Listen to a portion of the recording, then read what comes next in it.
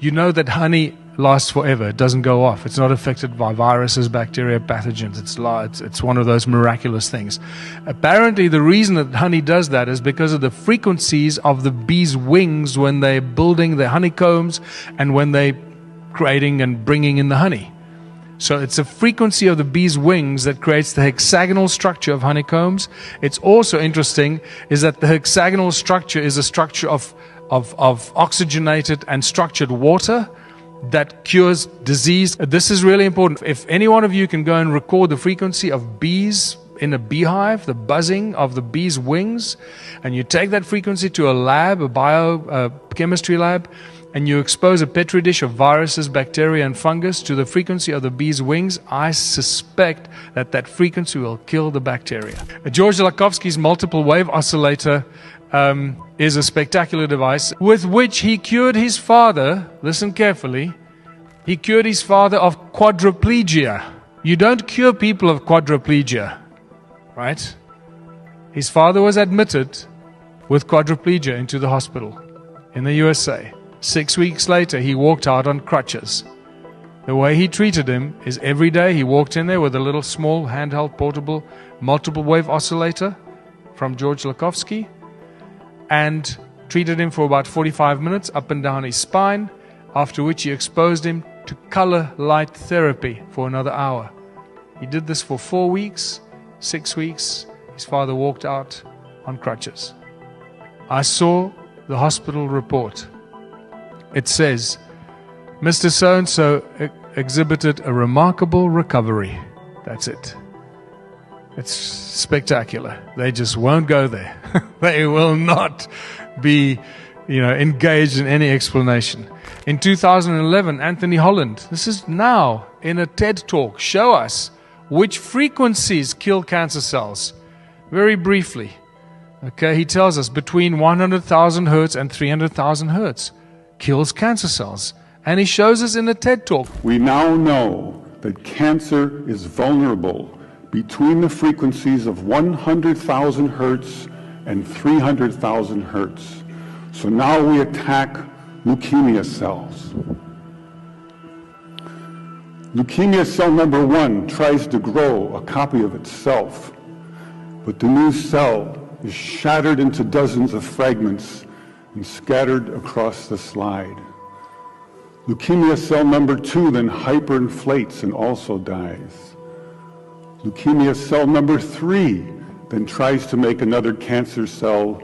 The new cell is shattered and the original cell dies. Magnetrons obviously generate huge amounts of energy, and that's just sound. It's a resonant cavity magnetron. Resonant cavity magnetron that's used in laser beams, laser technology, microwaves, all use magnetrons for that technology. Sound acts as a cloak of invisibility.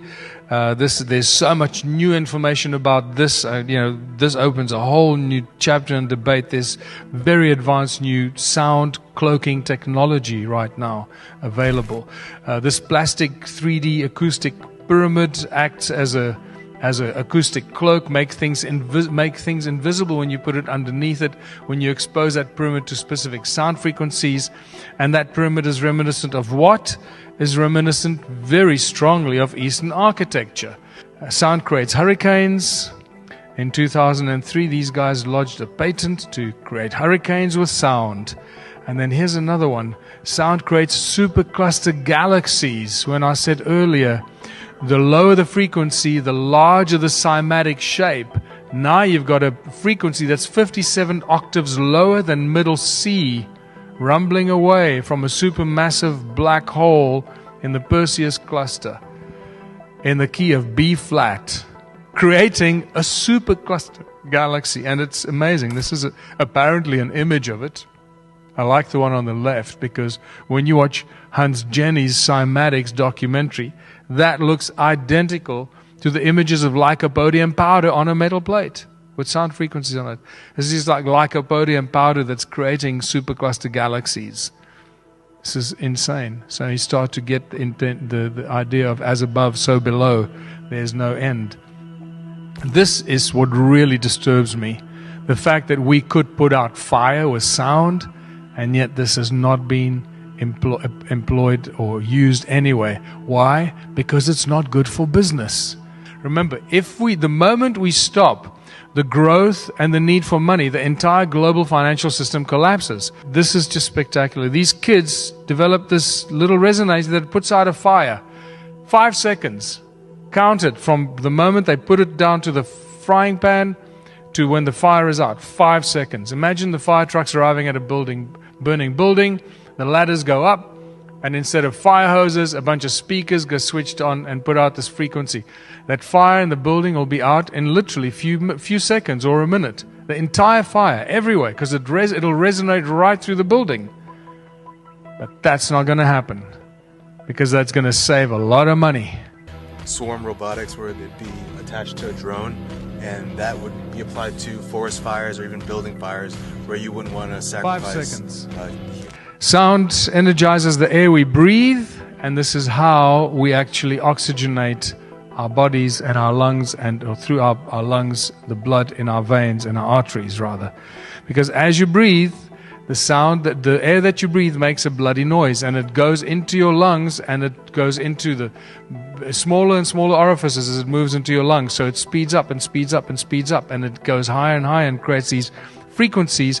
And it's the energy and the sound of the air that you breathe that actually energizes the oxygen in the air. So that oxygen is buzzing as it's moving faster and faster. By the time it reaches your alveoli, and it goes from the alveoli into your artery, from the lungs into the arteries, that oxygen in the air is buzzing and energized from the sound.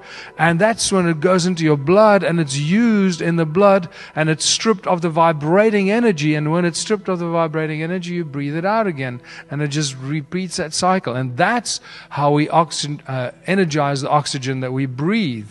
That don't teach you this at medical school. In 2011, Luc Montagnier spontaneously generated DNA by exposing a tube of water to certain sound frequencies that had the frequencies of a DNA in it, and constituted DNA in an empty test tube. If you can create DNA in an empty test tube with sound, now you start understanding how we can start cloning other species and other creatures just by sound and vibration. And then obviously sonoluminescence, the star in a jar. God said, "Let there be light." A bubble with brilliant light inside a body of water. Is it possible that all the star systems that we see out there are actually just giant bubbles of light in a never-ending mass of water?